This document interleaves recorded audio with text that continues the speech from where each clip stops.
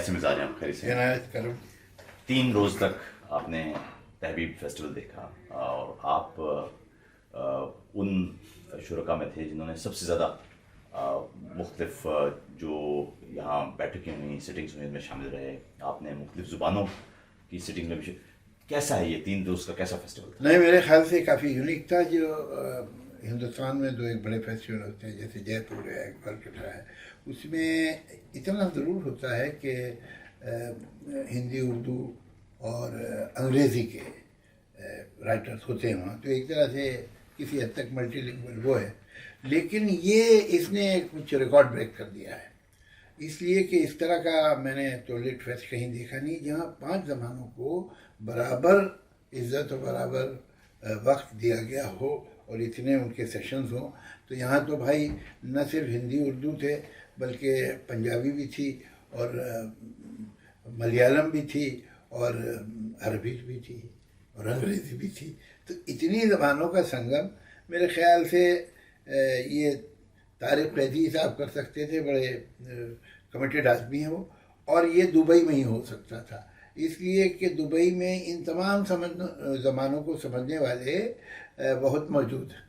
تو ورنہ اب جیسے آپ جے پور میں کریں تو وہاں شاید ملیالم کے اتنے آدمی نہیں ہوں گے، یا آپ اگر کیرلا میں کریں تو وہاں پر پھر پنجابی کے اتنے لوگ نہیں ہوں گے. مگر یہ جگہ ایسی ہے کہ ان تمام زبانوں کے سمجھنے والے، لکھنے والے، انگریزی تک. یہ انگلش جو پوئٹری کا سیشن ہوا بہت خوبصورت ہے، بڑی اچھی پوئٹری سنی، اور یہ سب یہیں رہ رہے ہیں. انگلینڈ سے تو ایک ہی آئے تھے، باقی تو یہ سب یہاں کے لوگ ہیں جو انگریزی شاعری کر رہے ہیں، مختلف یورپین کنٹریز کے لوگ ہیں. تو یہ سنگم جو یہیں ممکن تھا جہاں تمام زبانوں کے لوگ، تمام ملکوں، تمام علاقوں کے لوگ یہاں دبئی میں اس وقت ایک موزیک بنائے ہوئے ہیں بہت بڑی سی. تو بہت خوبصورت تجربہ تھا.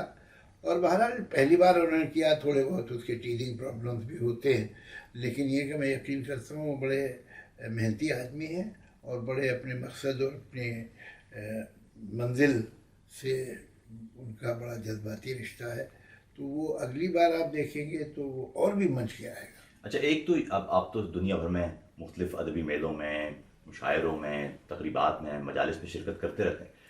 ایک تو ہوتا ہے کوئی میلہ خود کتنا خوبصورت ہے، دوسرا یہ ہوتا ہے کہ اس میں جو پارٹیسپیشن ہے لوگوں کی جو عام ہمارے لسنر تھے، سامعین تھے، حاضرین تھے، ان کی کوالٹی کیسی ہے؟ دیکھیے، میں میرے فادر کی کسی نظم کا 2 مصرے، ایک مصرع سناتا ہوں کہ پتہ نہیں کہ یہ احساس تم کو ہے کہ نہیں کہ شہر نام ہے شہروں میں رہنے والوں کا.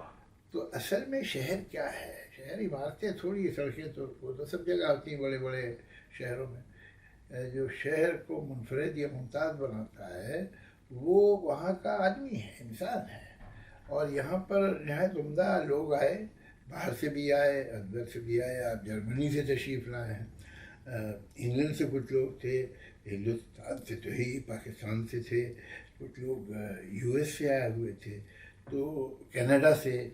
تو یہ اور خود یہاں کی جو آڈینس ہے، سامعین جو ہیں یہاں کے، وہ بہت مجھے لگتا ہے کہ ان کی گہری دلچسپی ہے ادب میں اور فائن آرٹس میں. اس کی وجہ کیا ہے جو سمجھ میں آتی ہے کہ بھائی پہلے تو روزی روزگار کا مسئلہ ہوتا ہے زندگی میں، اور وہ بڑا سنجیدہ مسئلہ ہے. تو کسی سے آپ شکایت نہیں کر سکتے کہ یہ تم روٹی روزگار کی فکر میں کیوں ہو، آپ دیں گے اسے. تو بہرحال وہ یہاں آ کے اس کا یہ مسئلہ کسی طرح حل ہو جاتا ہے اور تھوڑے اطمینان کی سانس لیتا ہے. تو جب اطمینان کی سانس لے لیتا ہے ایک آدمی تو پھر دوسری باتیں یاد آتی ہیں. تو میں سمجھتا ہوں کہ دبئی میں ایک بہت تشنگی ہے آرٹ کے تئیں، اور لوگ چاہتے ہیں کہ وہ اچھے آرٹ ایگزیبیشن دیکھیں، اچھی کتابوں کے بارے میں سنیں، انہیں پڑھیں، اس لیے کہ ان کے جو بنیادی مسائل ہیں وہ دبئی نے حل کر دیے ہیں. یہاں پر ایک سوال پھر یہ پیدا ہوتا ہے کہ ہم دیکھتے ہیں پاپولر پوئٹری، پاپولر شاعری کے مجالس اور اس طرح کا پھر ایک انتہائی معیاری. آپ طارق فیضی کو کتنی داد دیتے ہیں اس کی؟ بھائی انہیں کو دیں گے، اور کسے داد دیں؟ ان کو، ان کی ٹیم کو ہی دیں گے، وہی کر رہے ہیں. اور دراصل یہ خیال تو انہیں کا ہے. یہ ذرا بڑا عجیب سا آدمی ہے.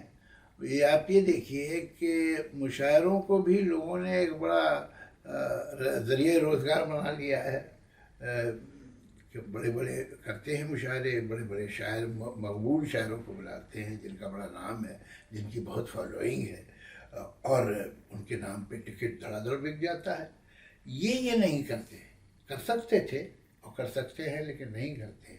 ان کا جو معیار ہے وہ یہ ہے کہ بھائی جو لوگ اسٹیبلش ہو گئے سو ہو گئے ہیں, ان کو کیا کمی ہے, وہ تو جاتے ہی رہتے ہیں مشاعروں میں اور لوگ ان کے کلام سے, ان کی شخصیت سے بھی واقف ہیں. لیکن جو لوگ نئے آ رہے ہیں, جو لوگ اس وقت لائم لائٹ میں نہیں ہیں, فی الحال آ جائیں گے اور اچھا کام کر رہے ہیں, اچھی شاعری کر رہے ہیں, میں ان کو ایک پلیٹ فارم دوں. یہ خیال اپنے اندر ہی بہت بے لوث ہے اور اس میں نقصان کے امکانات زیادہ ہیں, فائدہ کی کم ہے. لیکن میں ایسے لوگوں کی عزت کرتا ہوں جو بھی کرنا چاہتے ہیں وہ بغیر نقصان اور فائدے کی فکر کے کریں, تو وہ تو بڑی عزت. جو بھی آپ نے کہا جو بھی کرنا چاہتے ہیں, تو کیا اور لوگ ہیں جو اس راستے پر چل سکتے ہیں, چلنا چاہیں گے؟ یہ تو رسک ہے اس میں. ہاں اس میں رسک ہے, مگر یہ کہ یہ آپ کسی سے توقع کریں کہ آپ رسکی کام کریں, وہ فیئر بات نہیں ہے.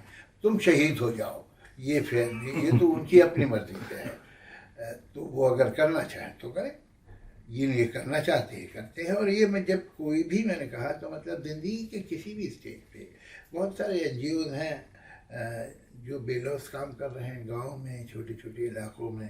یہ بڑے پڑھے لکھے لوگ ہیں, بڑی بڑی دنیا کی یونیورسٹی سے ڈگریز لی ہیں, لیکن ایک چھوٹے گاؤں میں ایجوکیشن پہ کام کر رہے ہیں یا ہیلتھ پہ کام کر رہے ہیں. تو یہ جو بے لوث خدمت ہے انسانیت کی, یہ قابل قدر ہے. اور یہی کام ادب کے محاذ پہ ہمارے طارق فیضی صاحب کر رہے ہیں. بہت بہت شکریہ جاوید بھائی.